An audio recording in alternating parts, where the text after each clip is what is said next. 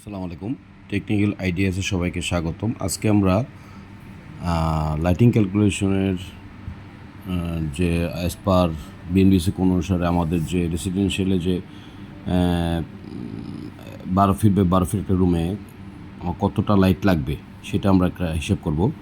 Basically as per বিএনবিসিতে আমার বলা আছে যে আমার রেসিডেন্সিয়াল 150 লাক্স লাগবে। তো আমি 12 ফিট বাই 12 ফিট একটা রুমে সেটাকে আমাদের যে formula number of fixtures length into width into lux divided by coefficient of utilization factor maintenance factor total lumen. তো আমরা টোটাল ফিটটাকে মিটারে কনভার্ট করছি এবং আমরা বিএনবিসির যে কোড লাক্স 150 ধরছি। কোফিশিয়েন্ট অফ ইউটিলাইজেশন ফ্যাক্টর যে এর ফর্মুলা হচ্ছে room index fixture mount type plus wall colour type. Room ইন্ডেক্সের ফর্মুলা হচ্ছে length into width length plus width into height.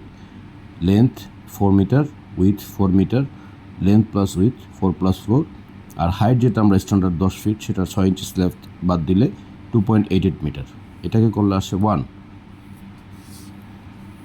Feature Mount type হচ্ছে আমরা এটা কি সিলিংয়ে হ্যাং করব না ওয়ালে হ্যাং করব। আমরা সিলিংয়ে হ্যাং করলে সেটার এফিসিয়েন্সি পাই হচ্ছে 70%, ওয়ালে করলে পাই 50%।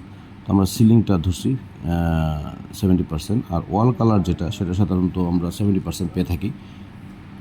আর আদার্স ক্ষেত্রে যেমন ডার্ক ইয়েলো ওগুলোতে 25 থেকে 30% থাকে। তো আমি স্ট্যান্ডার্ড যেটা ধরেছি আমরা অফ হোয়াইট গ্রে কালার করছি 70%, সেটাকে আমরা ধরছি।